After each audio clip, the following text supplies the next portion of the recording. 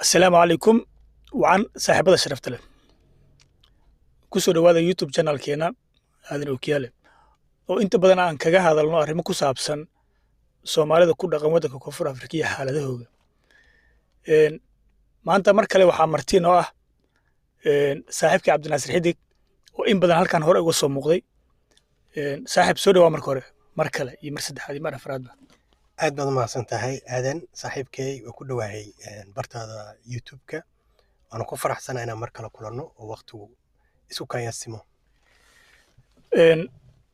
maanta kolley kama duwana muuqaalkan muuqaaladii hore aan samayn jirnay inta badan waxaan diiradda saari jirnay xaaladda Soomaalida Afrika maantana waa barnaamijkaas ama barnaamijyadeen hore mid la halmaala ama mid maxaa la yirahdaa la mida su-aasha ugu horreysa oo raba inaan ku weydiiyo maanta waxay tahay oo runtii dhalinyaro badan oo Soomaaliyeed oo rag iyo dumar leh habeen maalin in soo weydiiyaan sidee lagu yimaadaa waddanka Koonfur Afrika soo dhawo aad baad umahadsan tahay aadan South Africa waxaa jira qaabab lagu yimaado waxaana ka mid ah inaad ku timaadid fiise dalxiis sida ay ku yimaadaan wadamada Afrika nabadda ah sida Nigeria iyo Algeria iyo wadamada nabadda leh oo dhisan waxay ku yimaadaan fiise dalxiis kabacdina waxay u bedelaan degenaansho haddii ay yihiin wadamada nabadda ahayn sida Kenya oo kalena fiisahaasi waxay u bedelaan waxa la yiraahdo refugee ama waraaq qaxooti qofka Soomaaliga oo kale waxa uu kala u bannaan inuu ku yimaado waxbarasho oo jidka ugu fudud ee South Africa lagu yimaado waa inaad arday dugsi sare dhameeyay tahay u diyaar inuu jaamacadda waddanka wax ka barto fiisaha ardaynimada ama waxbarashada aad baad u helaysaa way fududahay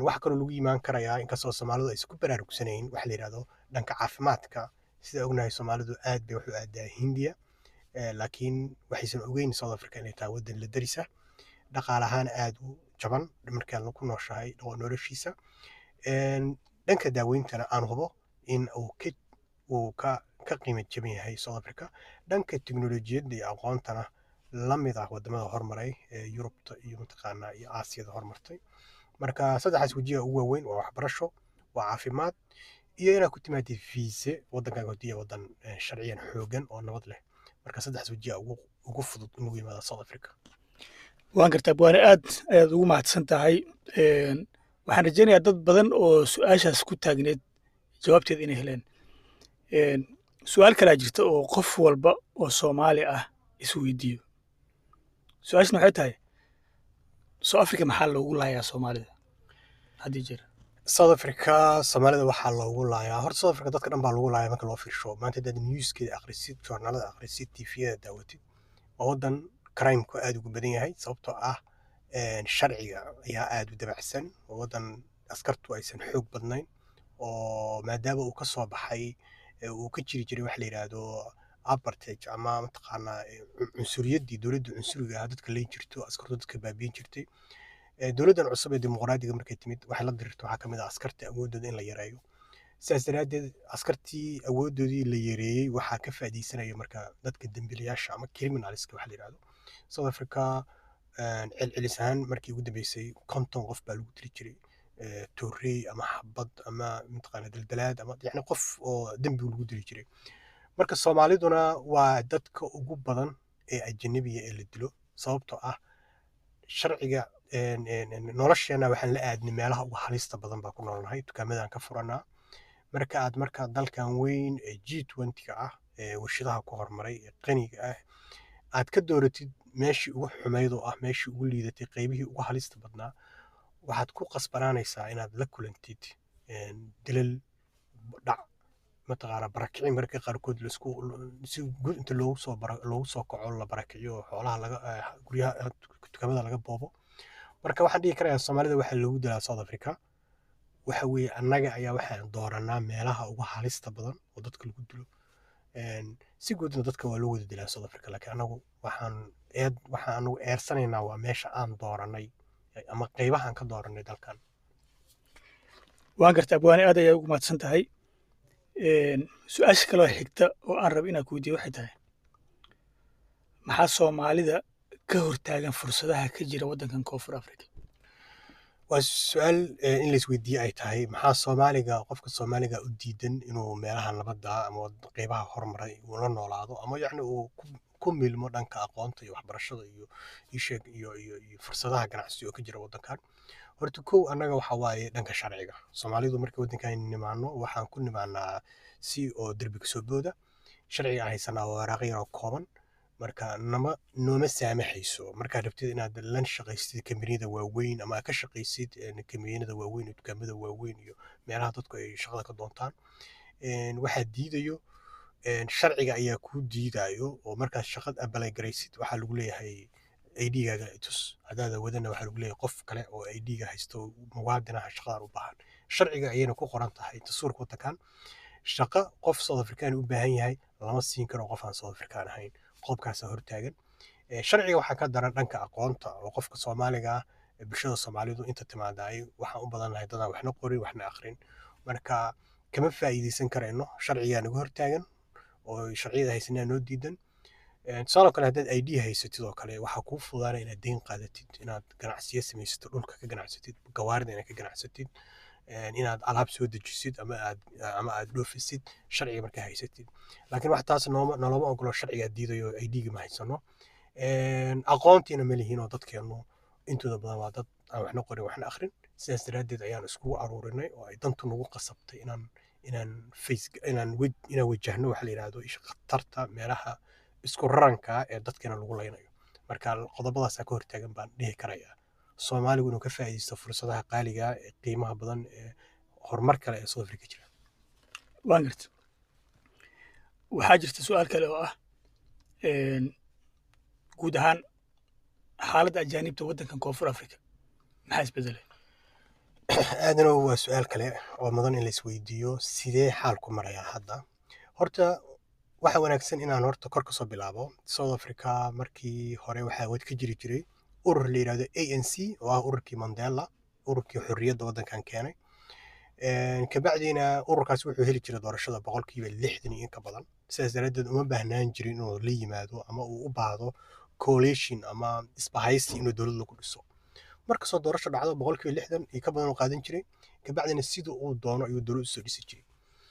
ururkani marka wuxuu caan ku ahaa doodida dadka madowga ee koonfur Afrikaanka ah xuquuqdooda in wax laga bedelo sharciyadooda in mataqaana shuruucda antiga kuwa ka soo horjeeda inuu wax ka bedelo in uu ka ilaaliyo culeysyada iyo mataqaana dhibka lagu dadku dowladdu ku qaado ama deegaanada dowlad goboleedyadu ku qaadaan.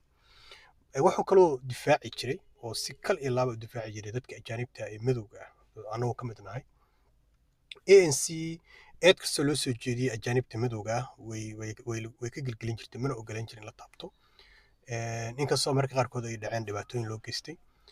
Dhibku wuxuu bilowday markii ururkii xoogga badnaa ANC ay isku dhaceen nin ahaa hogaamiyaha garabka dhalinyarada oo ah la yiraahdo Julius Malema oo nin aad u taageero badan ahaa. dembiyaa lagu qabtay qalad anshax xumaa lagu qabtay inuu waddan Botswana inuu waxaa filayaa uu aad u aflagaadiyay madaxweynahaas waddankaas haysto. Kabacdina madaxweynuhu wuxuu waraaq u soo diray ururka oo dacwo ah. Kabacdi waxay yiraahdeen Julius Malema waa inaad raaligelin ka bixisaa hadalkii aad ku tiri hogaamiyahaas. Julius Malema oo aad ugu naaloonayay taageerada dhalinyarada waddanka South Africa wuxuu ka madax adeegay inuu bixiyo raaligelintii. Kabacdina waxaa dhacday in laga saaray ururkii markii laga saaray urur kale oo sameystay la yiraahdo EFF Economic Freedom Fighters urur la yiraahdo ayuu sameystay oo aad u xoogan in badan buu la goosto oo la jabay taageeradii waddanka ururka inkastoo uu ururku aad u saameyn oo dowladdiisa dhisan jiray. Kabacdina waxaa dhacday in madaxweynihii waddanka soo maray labada jeer madaxweynaha soo noqday Jacob Zuma in lagu helay dembiyo musuqmaasuq. Kabacdina maxkamad u yeertay marka uu yeertana wuxuu dalbaday ururku inuu garab siiyo. Ururkuna ayagoo sumcaddooda ilaalinayo maadaama ninka musuqmaasuq lagu haysto waxay yiraahdeen kuma garab siinayno. aad buu uga xanaaqay maxkamadiina waa lala koray waa la xiray xabsi uu xitaa galay. Kabacdi inkastoo banaanka la soo dhigay asaguna wuxuu samaystay urur inkastoo ay dib ka sameeyey waxaa ka horreeyey xogayihii ururka oo la dhihi jiray Ice Makashuli oo ahaa ninka saddexaad ugu xoogga badan ayaa sidoo kale lagu qabtay dembiyo maxkamadda kusoo ogtay. asagana markii maxkamadda la saaray oo dowladdii ururku inay garab siin waayeen urur kale uu samaystay waa ka go'ay. wuxuu samaystay urur kale oo la yidhahdo African Transaction Congress oo doorashada isna dhinaciisa ka soo galay. Su-aasha la yaabku wuxuu yahay nin kasta oo ka baxa ururka qabiilkiisa la go'ayo. Hadda EFF oo kale ninkan la yidhahdo Julius Malema qabiilkiisa la go'ay. Isaac Mckathuli dadkiisa la go'ay. jabku wuxuu dhacay markii doorashadii hadda la soo dhaafiyey uu Jacob Zuma soo aamusnaa urur ku dhawaaqay la yidhahdo MK markuu loo soo waana Zuma wuxuu ka soo jeedaa beesha ugu weyn waddankan qowmiyadda weyn oo la yidhahdo Zuluga. caradii ka dhalatay qabiilku ay ka caroodeen madaxweynahooda hogaamiyahoodii in la xiray oo la garab siin waayey. doorashadii markay dhacday wuxuu soo fariistay kaalinta saddexaad ayuu soo fariistay. wuxuuna dhabar jab u geystay ANC-na waxay ku qasbanaatay waxay weysay majority-ga doorashada weysay waxay ku qasbanaatay inay samaysato isbahaysigaas waxaa lagu dhisay dowladda hadda jirto ee la yidhaahdo dowladda qaran isbahaysiga qaran. ANC markii ay weysay codkii waxay ogaatay waxa lagu haystaa kow inay ka mid tahay ajaanibta ay taageerayso. ANC waxay bedeshay haddartaan siyaasadeedii ku aadaneed ajaanibta ayay bedeshay. ninka hadda xogayaha u ah xogayaha gudaha ururka waxaa la yidhahdaa Fakile Mabalula ayaa la yidhahdaa. wuxuu hadda u ololeynayaa ajaanibta in la raafo, in laga takhaluso, in gacan bira lagu qabto, in sharciyada loo diido. dhibaato weyn buu abaabulayaa. ninka kale oo aad hadda u ololay urur ka mid waxaa ka mid ah ninka haysto gobolka Khawtiin. wuxuu u ololeynayaa ajaanibta in la baabiyo si codka shacabka midowga u helaan ayay doonayaan. marka ajaanibteennii markii horeba ay garab siin jireen ANC-dii baa hadda waxay la diriraysaa ajaanibta si ay cod u hesho.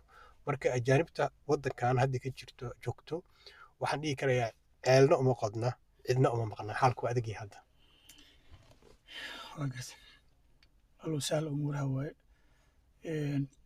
su-aal kale jirta oo runtii aad isku weydiiyaan dadkaas dhalinyarada Soomaaliyeed waddanka ku dhaqan qaarkood.